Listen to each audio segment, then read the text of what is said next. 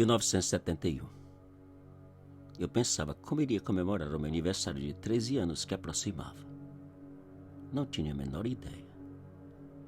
Naquela época tão difícil, seria sorte se alguém lembrasse. Presentes e bolos, nem imaginar.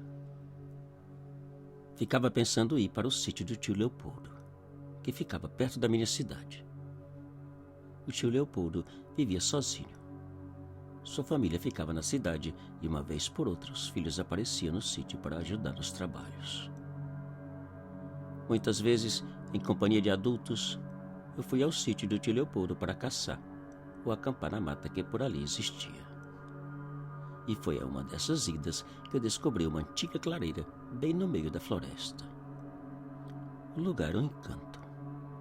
Um terreno enorme e rochoso, cercado de árvores gigantes por todos os lados.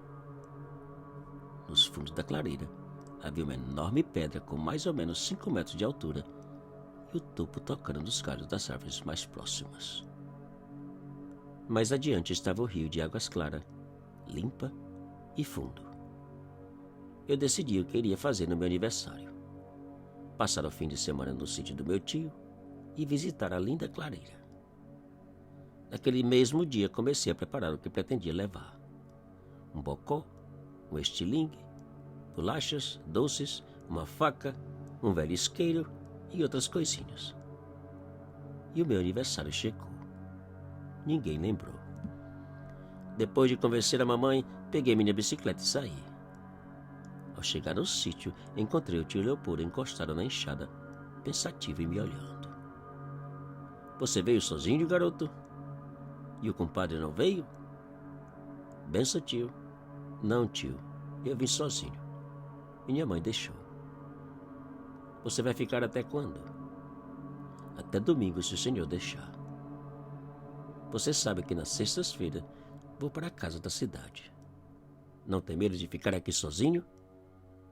Não tenho medo não, tio. Eu também quero ir até a antiga clareira na floresta. O tio Leopoldo me olhou preocupado, mas permitiu que eu ficasse no sítio. Por volta das 5 horas da tarde, meu tio preparou a carroça com os mantimentos que iria levar para a família. Pediu que eu desse comida para os porcos e as galinhas nos dias seguintes e saiu. E o sol foi entrando. Acendi os lampiões, comi pão com carne que o tio havia deixado pronta e fiquei a admirar o sítio ao redor da casa. O milharal verde, plantações de mandioca e batata doce, uma farta horta e bastante criações. Ali não faltava nada. Além de bonito, o lugar possuía tudo que o tio ou qualquer outra pessoa necessitava para sobreviver. E a noite chegou. A lua foi surgindo bem devagar, completando a beleza do céu iluminado por um manto de estrelas que parecia trocar de lugar. Enquanto o céu apresentava seu majestoso espetáculo, ao redor da casa a festa era dos vagalumes, dos insetos e de uma solitária e desconfiada coruja. Depois de um bom tempo apreciando a beleza da noite, entrei, preparei uma merenda e fui deitar na cama de colchão de palha. Pela manhã cedinho, acordei com barulho de carroça e cavalo chegando no terreiro. Abri a porta desconfiado e vi um senhor descer da carroça e dizer: Bom dia, garoto. Seu tio me falou que você estaria aqui e me pediu para trazer um pouco de leite. Bom dia, senhor. Muito obrigado pelo leite.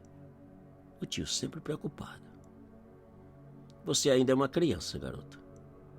Faça bom proveito do leite e tome cuidado. Este não é lugar seguro para uma criança sozinha. Muito obrigado.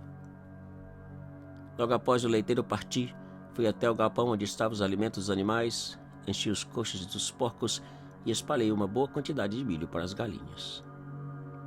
As obrigações da manhã estavam concluídas. Agora só faltava preparar o almoço e depois sair para o melhor do passeio, a clareira. Por volta das 12h30, cheguei na divisa do sítio com a mata. A partir dali, o caminho era apenas um velho carreiro, quase todo encoberto pelo mato. Antes das 2, cheguei na clareira.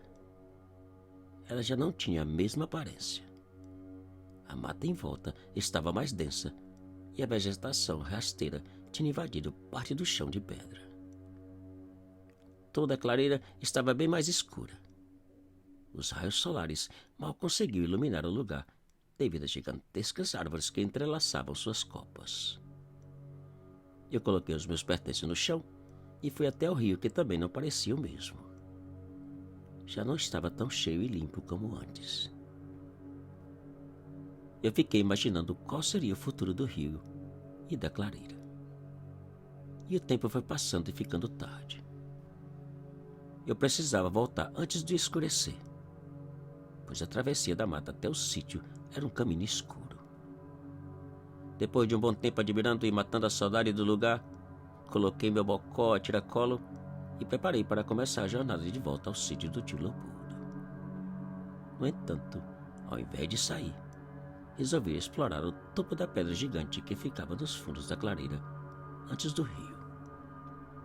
Como a pedra era muito empinada, lisa e quase impossível de escalar, resolvi subir num pé de jequitibá e dar uma olhada de um dos galhos que ficava a 1 metro ou 2 da pedra. No topo não havia nada além de folhas e galhos secos caídos das árvores mais próximas. Depois de alguns minutos admirando a pedra e a vista, resolvi descer. Porém, naquele momento, ouvi vozes e passos aproximando da direção do rio. Como eu não conhecia ninguém daquela região, achei melhor saltar para o topo da pedra e esperar que passasse e fosse embora. Era um homem e uma mulher. Um homem alto, forte, ombros largos, pele clara, quase pálida, cabelos maltratados e barba por fazer. Mais ou menos uns 50 anos e parecia ter uma perna mais curta que a outra, pois mancava ao andar. A mulher era baixa, magra, pele morena escura, quase negra, cabelos longos e pretos, e trazia um chapéu atolado na cabeça que impedia de ver o seu rosto. Lá de cima da rocha, eu observava o estranho casal que, ao invés de seguir em frente, resolveu sentar bem no centro da clareira. Ali retiraram os objetos estranhos de uma sacola e começaram a conversar em um tom de voz que não dava para identificar as palavras. Lá de cima da pedra, eu observava os dois preocupados com a hora e com medo de ser descoberto. A brisa esfriava. A noite aproximava e os dois continuavam sentados, falando coisas que não dava para ouvir. De repente, a coisa ficou mais estranha ainda. O homem tirou uma corda do saco, fez um círculo ao redor deles, sentaram de frente um para o outro e começaram a cantar como se estivessem rezando. Depois de alguns minutos cantando e rezando, os dois pararam e ali ficaram imóveis e em silêncio. E a noite chegou, escura e fria. O barulho do vento na mata assustava. O ranger dos galhos pareciam gemidos imitando vozes. A lua foi saindo e pouco a pouco iluminando a clareira. Os dois estranhos sentados no meio do círculo começaram a gritar e contorcer de maneira estranha, como se sentissem muita dor. E pouco a pouco os gritos foram mudando para urros e rugidos. E a transformação começou. Em questão de minutos, a transformação estava completa. As duas bestas de pé nas patas traseiras uivaram e logo depois começaram a correr por toda a extensão da clareira como 2 enormes cães postos em liberdade. Do topo da pedra eu observava toda aquela cena em silêncio, apavorado, tremendo e sem poder acreditar no que via. Eu já tinha ouvido falar de lobisomem. Já tinha ouvido algumas histórias. Mas pensar que um dia iria ter a oportunidade de ver, e ainda por cima 2, jamais.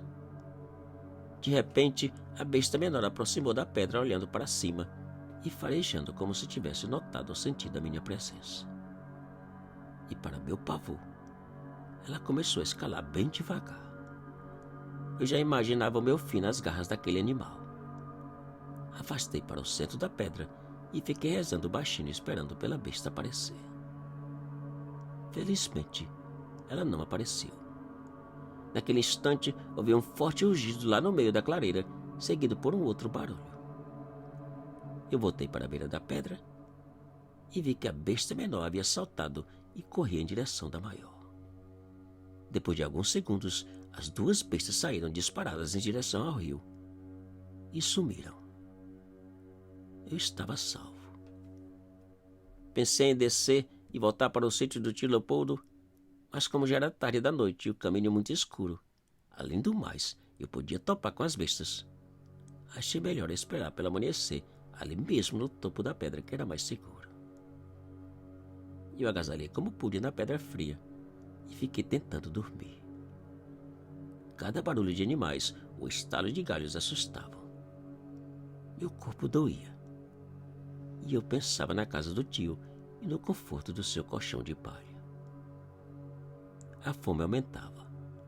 Os biscoitos e as balas que havia levado estavam dentro do bocó e ao lado do tronco do jequitibá. De nada adiantava. Não queria correr o risco de descer no escuro. O cansaço foi aumentando, o sono apertando e pouco a pouco vencendo minha resistência. E dormi. Minutos ou horas depois, acordei com os mesmos rugidos e uivos de antes, lá no centro da clareira. Eu levantei, arrastei até a beira da pedra e vi apavorado que as bestas haviam retornado e devoravam o animal. Uma cabra, talvez. Depois de comerem todo o pobre animal, os dois deitaram para descansar. De vez em quando a besta menor levantava a cabeça, rugia e olhava na direção do topo da pedra onde eu estava.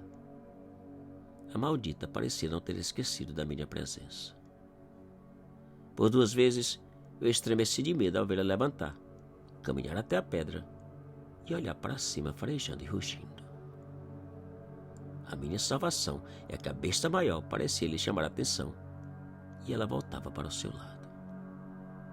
A noite foi passando e os primeiros sinais do dia surgindo sobre a clareira. E a transformação das bestas para humanos começou. Os rugidos eram aterrorizantes. Porém, em pouco tempo, a transformação foi concluída e os 2 lobisomens voltaram para a forma humana e nus. Poucos minutos depois, já vestidos com roupas que levavam em uma sacola, os 2 saíram em direção ao rio. Mas antes de desaparecerem, a mulher virou e deu uma última olhada em minha direção. Meia hora depois, eu desci da pedra e saí da clareira em direção da casa do tio Leopoldo. Graças a Deus, a clareira e o meu 13º aniversário ficaram para trás.